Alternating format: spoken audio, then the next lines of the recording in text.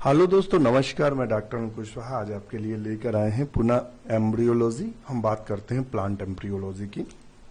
इसमें बात करेंगे reproduction in flowering plant embryology of angiosperm की। एंजियोस्पर्म में एम्ब्रियोलॉजी में जो चर्चा करने वाले हैं वो structure of anther, microsporogenesis and development of male gametophyte, structure of ovule, development of endosperm, pollination, fertilisation, embryo development, parthenocarpy, apomixis and polyembryony. इसके अलावा अन्य टॉपिक भी होंगे, जैसे यहाँ फ्लावर पार्ट्स भी पूछा जा सकता है और आपसे पॉलिनेशन के अलावा जो और है एम्ब्रियो, फर्टिलाइजेशन, को evolution of flower and pollination, alternation of generation, life history of angiosperm, experimental और अप्लाइड एम्ब्रियोलॉजी के भी क्वेश्चन हो सकते हैं। तो वीडियो आज का शुरू करें। तो जैसा कि हर वीडियो में आपसे रिक्वेस्ट करते हैं कि चैनल को लाइक, सब्सक्राइब और दोस्तों के साथ शेयर करना ना भूलें। तो शुरू करते हैं वीडियो। उससे पहले हम क्वेश्चन बताएं, उससे पहले हिस्ट्री पे नजर डाल लेते हैं, एम्ब्रियोलॉजी की हिस्ट्री पे। तो जब हम एम्ब्रियोलॉजी की हिस्ट्री पे नजर डालते हैं तो पहला ही शब्द फादर ऑफ बॉटनी जो है थियोफ्रास्टस है। तो Theophrastus he was written something about the pollination in date palm. ध्यान रखना, इन्होंने पॉलिनेशन इन डेड पाम पे पहली बार लिखा गया इनके द्वारा। और एक साइंटिस्ट थे यन ग्रीव, इन्होंने stamens are male organs of flower. कभी पूछ सकता है किस साइंटिस्ट ने बताया कि stamens are male organs of flower, यानी फूल का नर जननांग एंथर होता है, ये किसने बताया? स्टेमन्स होता है, किसने बताया? तो यन ग्रीव नाम के साइंटिस्ट थे, उन्होंने बताया था। एक तो ये क्वेश्चन हुआ। दूसरा, एक साइंटिस्ट थे कैमरेरियस। कैमरेरियस 1694 यानी 1694, कैमरेरियस जो नाम के साइंटिस्ट थे, इन्होंने सेक्सुअलिटी इन प्लांट्स बताया। Sexuality in plants was discovered the Camerarius. पूछ सकता है सेक्सुअलिटी इन प्लांट्स किसने डिस्कवर किया था? तो कैमरेरियस ने किया था 1694 में। दूसरा साइंटिस्ट आए कोलरियूटर थे। कोलरियूटर जो थे 1761 में, इन्होंने significance of pollination in seed setting and role of insect in pollination was recognised by him. Pollen morphology was also studied by him. ध्यान रखना। एक आए एमकी नाम के वैज्ञानिक थे, एमकी, AMICI, एमकी 1824 में। इन्होंने क्या बताया था? तो इन्होंने पॉलन ट्यूब को डिस्कवर्ड किया था। क्या डिस्कवर्ड किया था? पॉलन ट्यूब को। तो क्वेश्चन पूछ सकते हैं पॉलन ट्यूब डिस्कवर्ड हुआ तो एमकी। स्लाइडन थे, Amici's view was confirmed by Schleiden. Schleiden ने एमकी को जो पॉलन ट्यूब थी वो कंफर्म किया था कि नहीं, वो पॉलन ट्यूब ही है। हॉप मिस्टर के बारे में भी पूछा जाता है। हॉप मिस्टर ने पहली बार अल्टरनेशन ऑफ जनरेशन टर्म को प्रयोग किया था।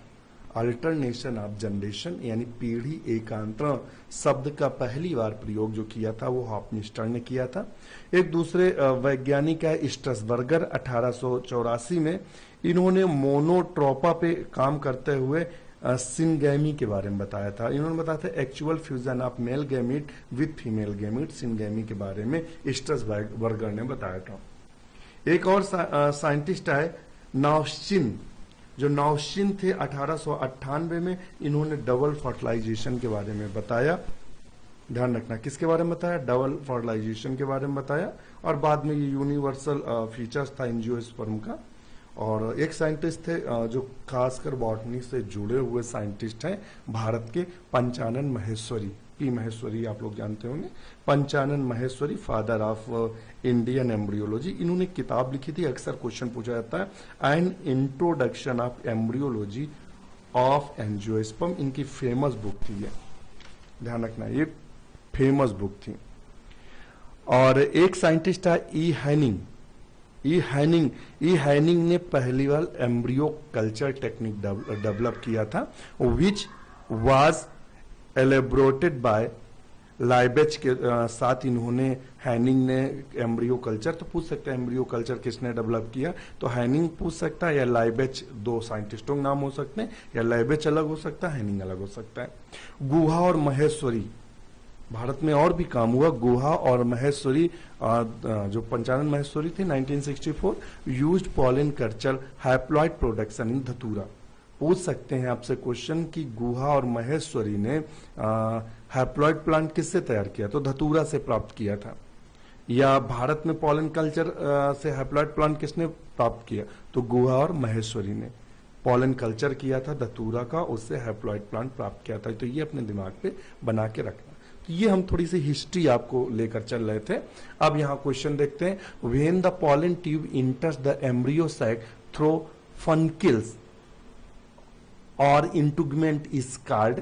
तो इंटुगमेंट से जो जाएगी उसे हम क्या बोलते हैं, तो उसे बोलते हैं मीजोगैमी। तीन होते हैं, पैरागैमी, चलाजोगैमी जो चलाजा एरिया से जाती है, porogamy enters the ovule through micropyle, और मीजोगैमी जो मध्य से जाती है। ध्यान रखिएगा, इसको हमको कंफर्म भी आपको करा दें। अब पिक्चर देख रहे हैं, पोरोगैमी पैरागैमी दिया हुआ है, उसी को पोरोगैमी भी बोल देते हैं। तो पोरोगैमी शब्द सही है, सही वर्ड यूज होता है जो अक्सर किताबों में मिलेगा, पोरोगैमी मिलेगा। चलाजोगैमी और मीजोगैमी। तो देखिए पोरोगैमी ये माइक्रोपाइल एरिया है। जब ये पॉलन ट्यूब यहाँ मान लो पॉलन ट्यूब यहाँ से ऐसे आई इससे प्रवेश कर रही है, तो इसे हम कौन सी बोलेंगे, पोरोगैमी। अब इसे चलाजोगैमी, तो ये एरिया चलाजल एरिया होता है, ये एरिया चलाजल होता है जब चलाजर को भेद कर आती है और प्रवेश करती है। तो और ये इंटुगमेंट है, जब इंटुगमेंट को भेद के जाती है तो उसे मीजोगैमी बोलते हैं। तो ये तीनों है, पोरोगैमी, चलाजोगैमी और मीजोगैमी। ध्यान रखिएगा, इससे क्वेश्चन बनते हैं। नेक्स्ट क्वेश्चन देखते हैं, which one of the following is found inside the ovule. Ovule, which one of the following is found inside the ovule, endothecium, microspore, tapetum और आर्चिस्पोरियम। तो बताइएगा, तो archesporium is found inside the ovule. तो archesporium is found inside the ovule. देखिए endothecium, microspore, tapetum ये सारे संबंधित हैं स्टैमेन से, और स्टैमेन में खासकर एंथर से। In which of the following pair of the genera tetrasporic embryo sac is found. Tetrasporic embryo sac किस में देखने को मिलता है, टेट्रास्पोरिक एम्ब्रियोसैक तो एडॉक्सा और नीटम में देखने को मिलता है। Tetrasporic embryosac are found in Adoxa and Natum. Tetrasporic type of the development of embryosac, all the 4 megaspores are functional and participate into the development of embryosac. Tetrasporic embryosacs are also found Peperomia और पेनाई, क्यूरोसा और फ्रीटिलेरिया, प्लम्बैगो। तो इससे एक ने question जरूर बनता है, इसको जरूर देख के जाइएगा एग्जाम में। यहाँ हम तीनों प्रकार के एम्ब्रियो को देखेंगे और इनकी चर्चा करेंगे, इससे एक नए क्वेश्चन फंसाने वाला जरूर आता है। तो मोनोस्पोरिक जो मोनोस्पोरिक टाइप ऑफ एम्ब्रियोसैक होता है, वो होता क्या है मोनोस्पोरिक टाइप। देखिए मेगा स्पोरोजेनेसिस जब होती है उसके बाद 3 टाइप के एम्ब्रियोसैक बनते हैं, मोनोस्पोरिक टाइप और बाइस्पोरिक टाइप और टेट्रास्पोरिक टाइप। तो अभी क्वेश्चन टेट्रास्पोरिक टाइप पूछा गया है। तो हम बात पहले करते हैं मोनोस्पोरिक टाइप ऑफ एम्ब्रियोसैक क्या होता है। तो सबसे इसमें कॉमन पॉलीगोनम होता है। तो कभी कभी पूछ देता हम पॉलीगोनम का एम्ब्रियोसैक कैसा होता है, तो मोनोस्पोरिक होता है, ये भी ध्यान रखना। और मोस्ट कॉमन टाइप होता है, मतलब सबसे ज्यादा पौधों में यही पाया जाता है, और ये नॉर्मल टाइप ऑफ डेवलपमेंट होता है, और ये 70% केसेस में मोनोस्पोरिक एम्ब्रियोसैक देखने को मिलता है, पॉलीगोनम टाइप का। इसको सर्वप्रथम जो डिस्कवर किया था वो स्ट्रसबर्गर ने जो देखा था एम्ब्रियोसैक, वो पॉलीगोनम ही था, तब ध्यान रखिएगा, स्ट्रसबर्गर ने जो देखा। अब यहाँ डेवलपमेंट कैसे होता है कि जो इसकी फर्स्ट सेल्स होती है उसमें मियोसिस होता है, फर्स्ट होता है तो 2 सेल्स बनती हैं, और सेकेंड हुआ तो 4 हैप्लॉइड हो गई, यहाँ से मियोसिस शुरू होता है। और जैसे ही मियोसिस शुरू हुआ तो नीचे की 3 गायब हो जाती हैं, ऊपर की 1 बचती है। देखिए 3 गायब हो गई, 1 बची। फिर ये फंक्शनल मेगास्पोर है और अब इसमें हुआ माइटोसिस, तो 1 केंद्रक से 2 बने।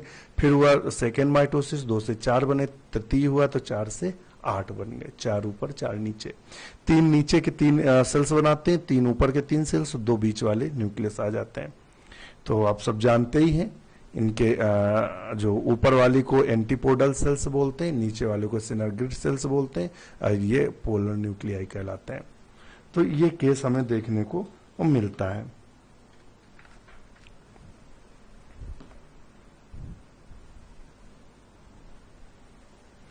अब ये तो आप समझ गए, इसी में पॉलीगोनम टाइप का, मोनोस्पोरिक एक और होता है ओइनथेरा टाइप। कौन सा होता है? ओइनथेरा टाइप एक होता है। इसमें से ओइनथेरा टाइप में क्या होता है? This type of monosporic embryo sac develop from single functional megaspore of micropylar end not chalaza. Further it is 4 nucleated not 8 nucleated. ये 4 न्यूक्लियस वाला होता है, ना कि 8 न्यूक्लियस वाला। तो ये थोड़ा सा आप ध्यान रखिएगा। तो ये ओर्निथेरा टाइप का होता है। अब आप इसमें देखिएगा, उसमें तो क्लियर नहीं था, उसमें पॉलीगोनम टाइप का तो आपको बता दिया था। और ऑर्निथेरा इसमें 8 न्यूक्लियस होते हैं भाई, 3 ऊपर 3 नीचे, 2 सेंट्रल में, कितने हो गए? 8। इसमें मोनोस्पोरिक तो होता है मगर 4 न्यूक्लिएटेड होता है ऑर्निथेरा टाइप। अभी आपसे क्वेश्चन कभी पूछ दे ऑर्निथेरा टाइप क्या होता है, तो ऑर्निथेरा टाइप मोनोस्पर्मिक ही होता है या मोनोस्पोरिक होता है। तो मोनोस्पर्मिक में क्या होता है? 4 न्यूक्लियस होते हैं। और यहां आप देखिएगा, यहां सेम प्रोसेस आ रही है, सेम यहां भी सेम आ रही है, बस यहां थोड़ा सा अंतर होता है। ये 4 बने और मियोसिस जो इसमें सॉरी माइटोसिस जो थर्ड होता है वो नहीं पाया जाता। तो यही 4 न्यूक्लियस होते हैं और ऊपर 4 केंद्रक 3 ऊपर लग जाते हैं और नीचे कोई नहीं रहता है। तो ये आप ध्यान रखिएगा इनको। इसमें केवल कितने न्यूक्लियस होते हैं? 4। अब आता है बाइस्पोरिक। बाइस्पोरिक किसमें देखने को मिलता है? तो एलियम टाइप, एलियम के जो प्लांट होते हैं, एलियम सीपा वगैरह, उसमें देखने को मिलता है। Here embryo sac develops from the 2 megaspore nuclei out of 4 nuclei from after megaspore mother cell. This again 8 nucleated and 7 cell as in normal type. तो इसमें भी हम देख लेते हैं। तो यहां आप देखेंगे बिल्कुल सेम चल रहा है। यहां 2 सेल्स बनी और यहां 2 सेल्स के बाद 1 सेल्स गायब हो जाती है। यहां ऊपर 3 सेल्स मोनोस्पोरिक एम्ब्रियोसाइक में गायब हो रही थी, यहां 1 सेल्स गायब हो रही है। ये 2 न्यूक्लियस बने सेम, 2 से 4 बने, 4 से 8 हो गए। इसमें भी जो माइटोसिस थर्ड होता है नहीं पाया जाता है, तो इसमें 8 सेल्स पाए जाते हैं।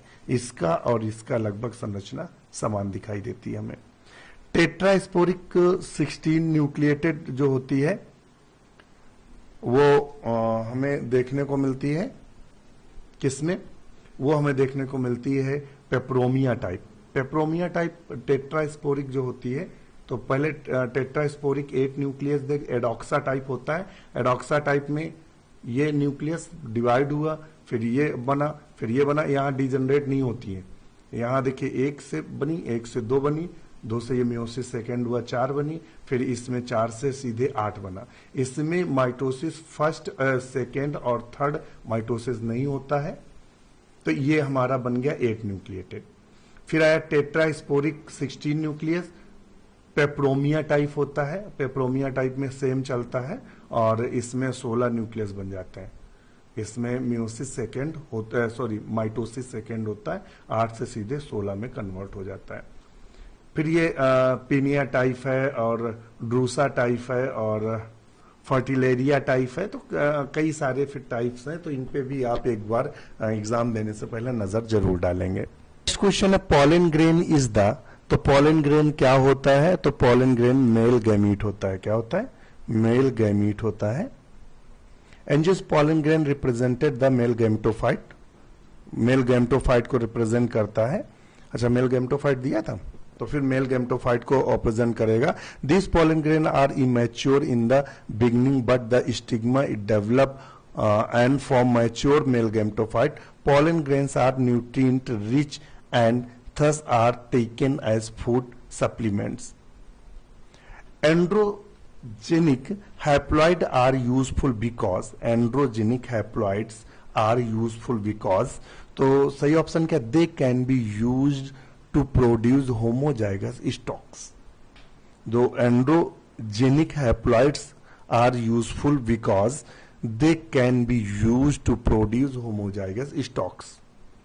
Androgenic haploids are useful because they can be used to produce homozygous stock. Androgenic haploids are raised from pollen grains by anther culture technique. ध्यान रखना. The carpospores of Polysyphonia are, तो पॉलीसाइफोनिया के जो कार्पोस्पोर्स होते हैं वो हैप्लॉइड होते हैं. The carpospore of Polysyphonia are haploid.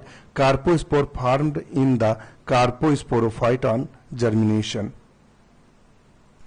Carpospore diploid होना चाहिए. ये क्वेश्चन कुछ गड़बड़ मुझे लग रहा है. कार्पोस्पोर डिप्लॉयड होना चाहिए, तो ऑप्शन हमारे हिसाब से बी सही है. Carpospore of Polysiphonia are diploid. Option B सही है, ए ऑप्शन गलत है. एक बार अभी चेक करके बताइएगा हमें. ध्यान रखिएगा, इसका हमारे हिसाब से बी है. आप बताइएगा इसका सही आंसर क्या है. वैसे बी है, कंफर्म है, बी होना चाहिए. डिप्लॉयड होता है कार्पोस्पोरा पॉलीसाइफोनिया.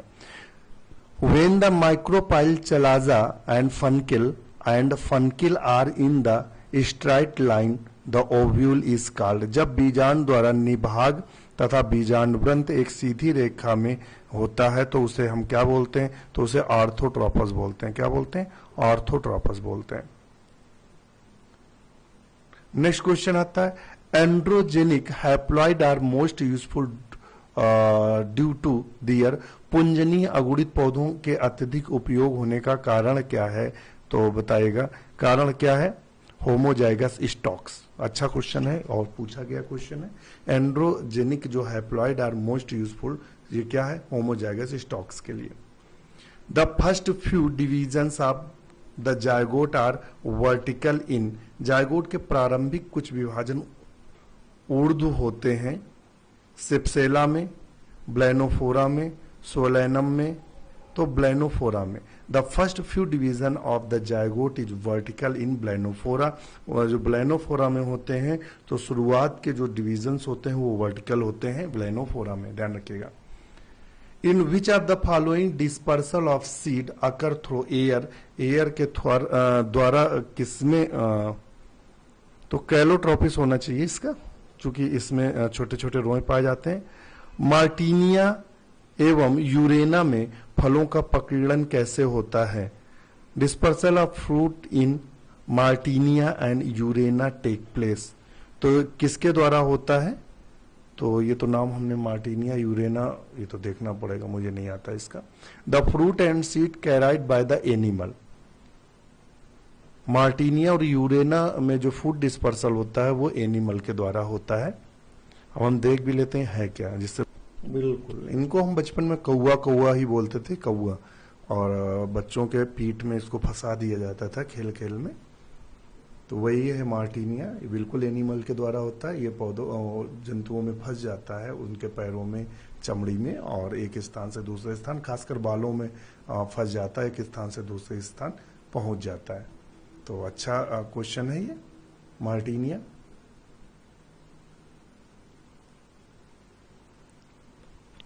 नेक्स्ट क्वेश्चन देख, इसलिए देख भी लेते हैं जिससे पिक्चर जो होते हैं वो अक्सर याद बने रहते हैं. नाम नहीं याद, बॉटनिकल नाम नहीं याद है, पता लगा भूल गए, गड़बड़ हो गया. द सेल्स ऑफ न्यूसिलस और integument directly form the embryo. The phenomena is called. अगर वो डायरेक्ट बना लेते हैं तो उसे हम क्या बोलते हैं, तो उसे बोलते हैं क्या, एडवेंटिव एम्ब्रियोनी, अपस्थानिक भ्रूणता बोलते हैं. The phenomena of the cells of nucellus और integument directly form the embryo. This process is known as the adventitive embryony और न्यूसिलर एम्ब्रियोनी. ध्यान रखिएगा, अच्छा क्वेश्चन है. और इसमें अक्सर गलती ये हो सकती है कि ये पोस्पोरी भी लगा सकते हैं, पार्थिनोजेनेसिस भी लगाया जा सकता है, मगर नहीं, इसका सही आंसर है एडवांटिव एम्ब्रियोनी.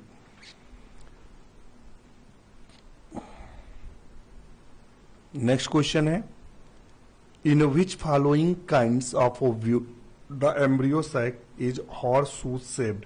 निम्नलिखित बीजांडों में से किसमें भ्रूण कोष घोड़े के नाल के आकार का होता है, तो बताइएगा। तो वो है सी नंबर, एम्फीट्रोपस ओव्यूल, अनप्रस्थ बीजांड जो होता है ये घोड़े के नाल के समान दिखाई देता है। Pollination by the agency of water is submerged plant is called. जल निमग्न पौधों में जल द्वारा परागण कहलाता है, तो वो क्या कहलाता है, जल परागण, अधजल परागण, अधिजल परागण और संभुक परागण। तो वो क्या कहलाता है, वो कहलाता है अधजल परागण। Pollination by the agency water in the submerged plant called the hypohydrophily. Hypohydrophily, ध्यान रखिएगा, बड़ा अच्छा क्वेश्चन है और फंसाने योग्य क्वेश्चन है, इतना कोई गहरा नहीं पड़ता है। हाइड्रोफिली पढ़ लिया बस हो गया। तो उसे क्या बोलते हैं, हाइपोहाइड्रोफिली। जब जल निमग्न पौधों में जल परागण द्वारा होता, पौधों में जल द्वारा परागण होता है तो उसे हम क्या बोलते हैं, हाइपोहाइड्रोफिली। बहुत अच्छा क्वेश्चन है।